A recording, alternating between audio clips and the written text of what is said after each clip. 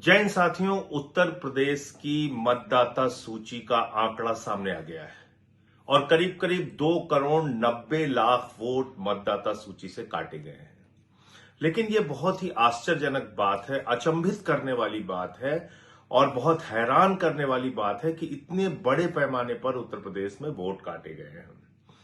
राज्य निर्वाचन आयोग यानी कि जो ग्रामीण क्षेत्रों में चुनाव कराता है, बीडीसी के, जिला पंचायत सदस्य के और ग्राम प्रधानों के चुनाव जो कराता है, उसने एक सूची तैयार की जिसमें कहा कि उत्तर प्रदेश में 12,70,00,000 वोट है। ध्यान से सुनिएगा, वो लिस्ट इसी साल में तैयार हुई है, दिसंबर के महीने में जारी हुई है और उस लिस्ट में राज्य निर्वाचन आयोग ने यानी कि जो ग्रामीण चुनाव कराए जाते हैं जिला पंचायत प्रधान और बीडीसी के, उसमें राज्य निर्वाचन आयोग ने कहा कि उत्तर प्रदेश में ग्रामीण क्षेत्रों के मतदाताओं की संख्या है 12,70,00,000।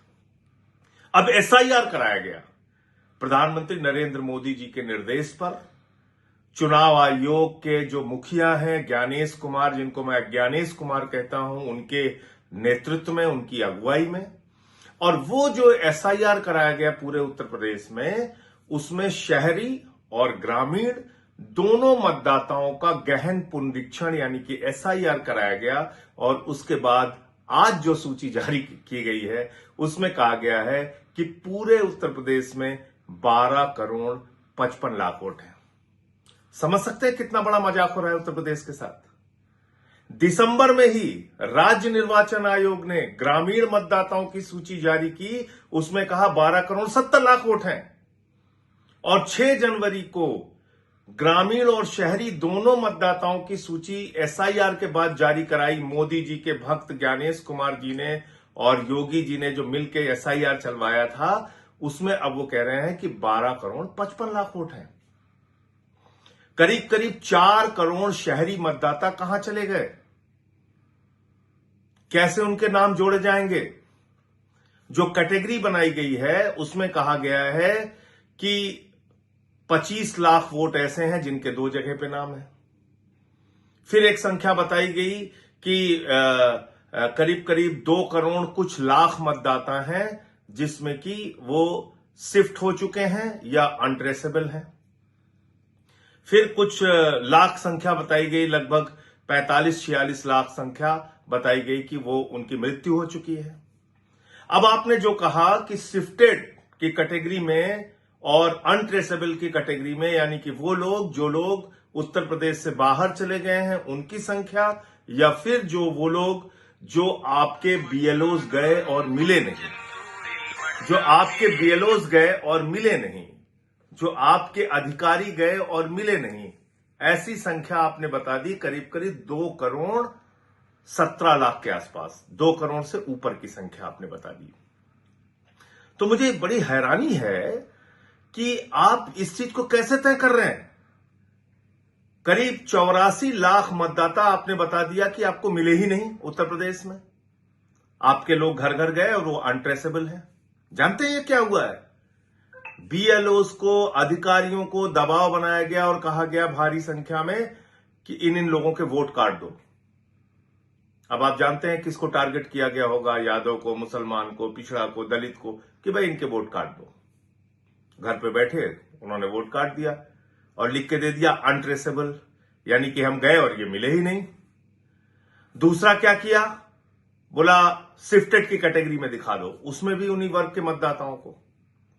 और क्या किया कि भाई इनका लड़का वहां चला गया, इनके पिताजी वहां चले गए, ऐसे ऐसे करके 1,25,00,000 के आसपास वो मतदाता आपने दिखा दिया। तो मुझे समझ में ये नहीं आ रहा है कि जो लड़का उत्तर प्रदेश का, या जो बुजुर्ग, या जो नौजवान, या जो माताएं बहनें उत्तर प्रदेश छोड़ के काम के सिलसिले में, या जो हमारी बेटियां काम करने के सिलसिले में बेंगलोर या चेन्नई या मुंबई या सूरत या अहमदाबाद या कोलकाता या दुनिया के अलग अलग हिस्सों में या देश के बड़े बड़े शहरों में चली गई, तो क्या आपने ये जानने की कोशिश की कि जो हिंदुस्तान के अलग अलग हिस्सों में गए लोग, वो वहां के मतदाता हैं या नहीं हैं? अगर मान लीजिए कोई उत्तर प्रदेश का आदमी मुंबई चला गया और मुंबई में भी वो मतदाता नहीं बना और उत्तर प्रदेश में आपने नाम काट दिया, तो उसके मताधिकार का क्या होगा? लोकतंत्र में उसके सबसे बड़ी ताकत का क्या होगा?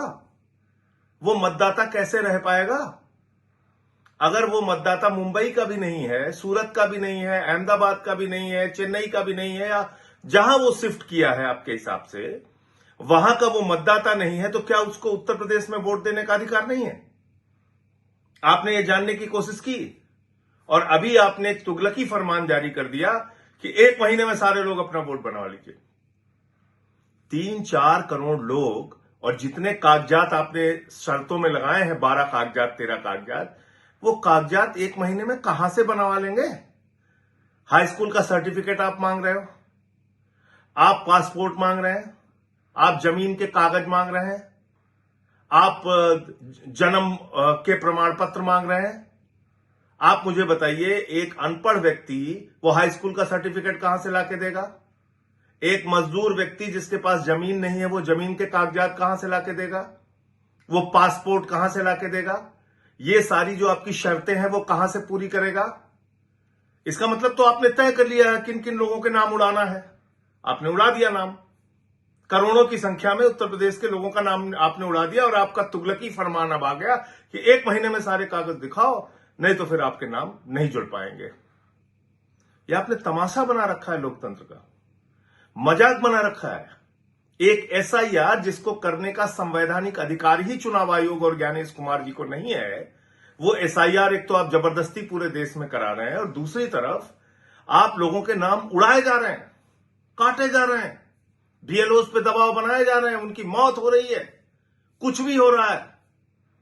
और उसी उत्तर प्रदेश के सरकारी कर्मचारी जो योगी आदित्यनाथ जी के अंडर में आते हैं, उनके अधीन आते हैं, उन्होंने राज्य निर्वाचन आयोग की ग्रामीण मतदाताओं की सूची तैयार की, और उन्हीं उत्तर प्रदेश के सरकारी कर्मचारियों ने एसआईआर की सूची तैयार की।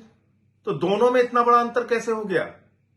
कौन इसके लिए जवाबदेह है? कोई बोलेगा, कोई कुछ कहेगा? संसद में जाओ, वहां सुनवाई नहीं होती, सुप्रीम कोर्ट में जाओ, वहां तारीख पे तारीख पड़ती है, चुनाव आयोग है वो एक तरफा मनमानी कार्रवाई कर रहा है। तो मैं उत्तर प्रदेश में करीब करीब अभी तक हम लोगों के 6000 के आसपास बीएलएस बने हैं, और संख्या में हम बीएलएस उत्तर प्रदेश में बनाने जा रहे हैं। मैं अपने सभी साथियों से कहना चाहता हूं कि ज्यादा से ज्यादा संख्या में उन लोगों के नाम खोजिए और पता कीजिए जिनके नाम जबरदस्ती काटे गए हैं, और उनको हम मीडिया के सामने लेके आएंगे, उनको हम सोशल मीडिया के सामने लाएंगे, उनको हम जनता के सामने, उत्तर प्रदेश के लोगों के सामने लाएंगे कि कितने भारी पैमाने पर, बड़े पैमाने पर लोगों के नाम काटे गए हैं। तो इसको एक अभियान बना दीजिए, इसको एक क्रांति बना दीजिए, और अपना नाम किसी भी रूप में कटने मत दीजिए। और जो लोग बाहर हैं, यानी कि जिनको शिफ्टेड की कैटेगरी में दिखा दिया गया है, उनसे भी मेरा निवेदन है कि उत्तर प्रदेश के हमारे वो भाई जो दिल्ली में, मुंबई में, अहमदाबाद में, गुजरात में, सूरत में, जहां जहां भी वो काम करते हैं, कृपा करके अपनी लिस्ट में नाम अपना चेक कर लीजिए कि आपका नाम जोड़ा गया है या काट दिया गया है, और अगर काट दिया गया है तो अपना नाम जुड़वाइए, वरना आप मत के अधिकार से वंचित रह जाएंगे, लोकतंत्र में सबसे बड़े अधिकार से वंचित रह जाएंगे। याद रखिएगा, बाबा साहब डॉक्टर भीमराव अंबेडकर जी ने ये लोकतंत्र में सबसे बड़ा अधिकार आपको दिया है, वोट का अधिकार, जिसमें राष्ट्रपति के वोट की भी गिनती एक होती है और गांव के गरीब आदमी की, मजदूर के वोट की भी गिनती एक होती है। इसलिए बाबा साहब के द्वारा दिए गए इस अधिकार को कभी भी कोई छीनने ना पाए, इसके लिए एकजुट हो जाइए, एक साथ आगे बढ़िए और अपने वोट बनवाइए। जय हिंद।